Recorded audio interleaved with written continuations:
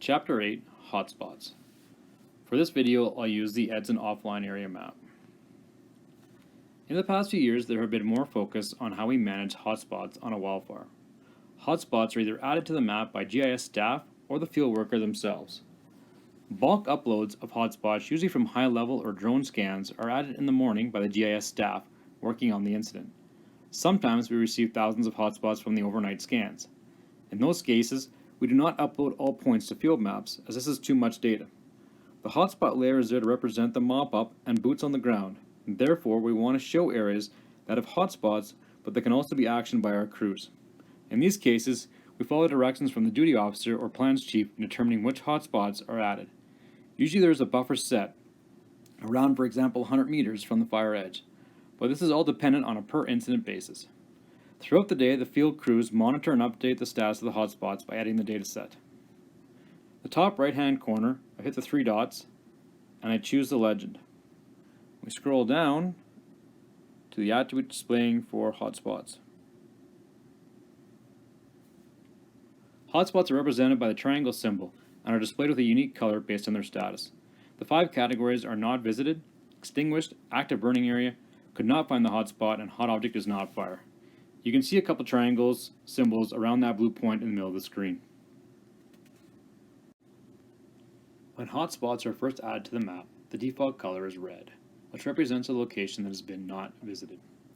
Throughout the day, the field worker will update the status of the hotspot and based on its condition with regards to the 5 categories. Whatever new status they update to will be reflected in a change of color for the triangle. To change the status of the hotspot, simply press on that triangle and choose the pencil icon on the bottom left of the screen. I'm going to close out the legend. I'm going to tap on this triangle in the middle of the screen, the red one. You'll notice now that it highlights and the attributes show up on the left-hand side. In the bottom left, you'll see the pencil symbol. From there where it says status, I can change the status from not visited to extinguished. If I had to move the point around, I could move the point, but for right now, I'll leave it where it is. In the top right-hand corner, I'm just going to hit submit. You'll notice now the symbol has turned to green.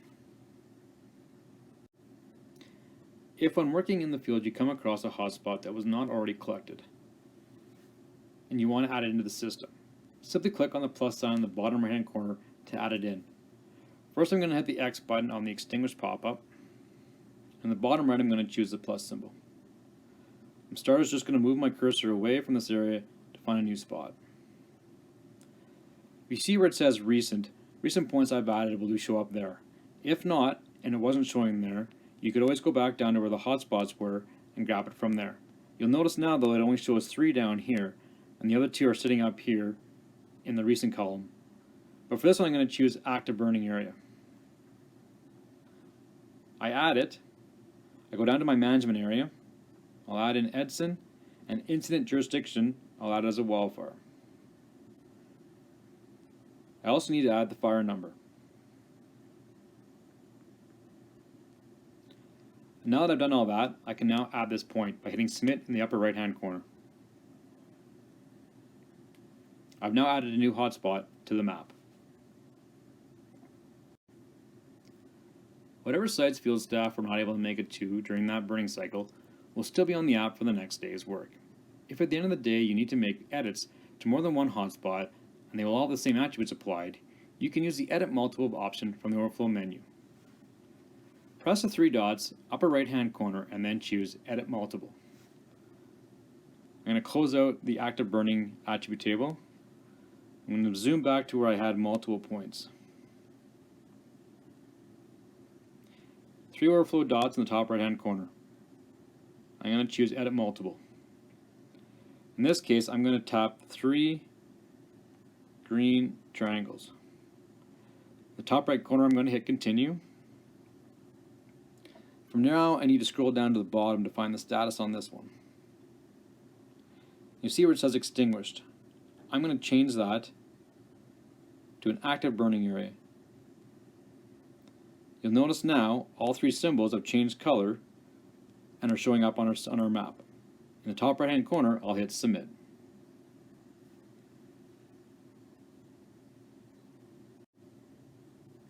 Use caution when doing multiple points at once to reduce the chance of errors.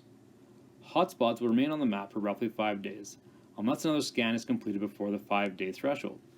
At that point, the new scan data will be uploaded. Having the ability to change the status of hotspots gives the team in charge of this area a heads up of progress being made and a planning tool for the next day's ops plan. Where this really comes in handy is when we have a changeover of crews working the incident. If hotspots still remain during crew replacements, the new team actioning that area of the fire now has a better picture of what they will be dealing with when arriving on site.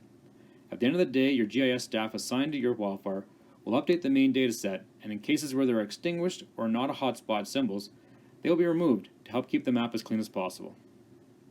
This concludes adding hotspots and working with hotspots in field maps.